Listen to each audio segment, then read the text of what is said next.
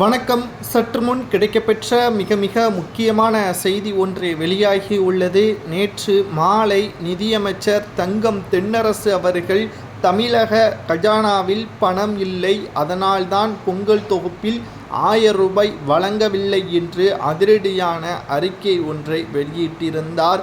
இதற்கு முன்பாக கஜானாவில் பணமில்லை என்று எடப்பாடி கூறிய பொழுது 5000 ரூபாய் பொங்கலுக்கு வழங்க வேண்டும், கொரோனாவால் மக்கள் பாதிப்புக்கு உள்ளாகியிருக்கிறார்கள் என்று வீணாவசனம் பேசிய திமுகவினர்கள் ஆளும் கட்சியாக வந்த பிறகு அதில் பாதி கூட கொடுக்க முடியாமல் ஒட்டுமொத்தமாக பொங்கல் தொகுப்பில் 1000 ரூபாய் இல்லாமல் 1 கிலோ பச்சரிசி, 1 கிலோ சீனி, முழு கரும்பு மட்டும் வழங்கப்படுவது உறுதி என்றும் தங்கம் தென்னரசு அவர்கள் தெரிவித்திருந்தார்.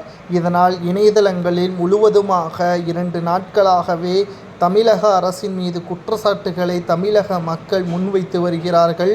இதை பற்றி தன்னுடைய தனிப்பட்ட கருத்தை நிதியமைச்சர் தங்கம் தென்னரசு அவர்கள் கூறுவது என்னவென்றால், கடந்த ஆண்டு 2 துயர சம்பவங்கள் தமிழகத்தில் நடைபெற்றுள்ளது என்றும், அதிலும் குறிப்பாக கஜா புயல் தென் மாவட்டம் மற்றும் வட மாவட்டங்களில் கனமழை பெய்ததன் காரணமாக சுமார் 37,000 கோடி உதவி கேட்டு மத்திய அரசிற்கு நாங்கள் கடிதம் அனுப்பினோம். ஆனால் அவர்கள் கொடுத்தது 276 கோடி மட்டும்தான் கொடுத்துள்ளதாகவும் தங்கம் தென்னரசு அவர்கள் தெரிவித்துள்ளார்.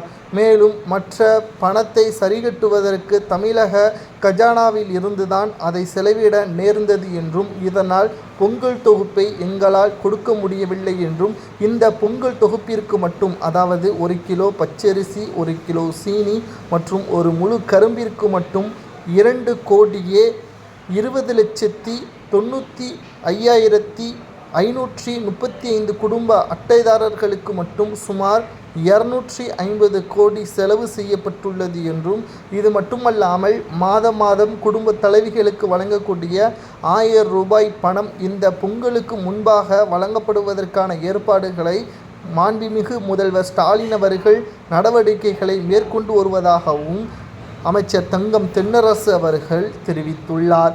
இவைகள் அனைத்தையும் நாம் பார்க்கும் பொழுது நிச்சயமாக மிகப்பெரிய ஒரு ஊழல்தான் நடைபெற்றிருப்பதாக தமிழக பாஜக தலைவர் அண்ணாமலை அவர்கள் குற்றம் சாட்டியுள்ளார்.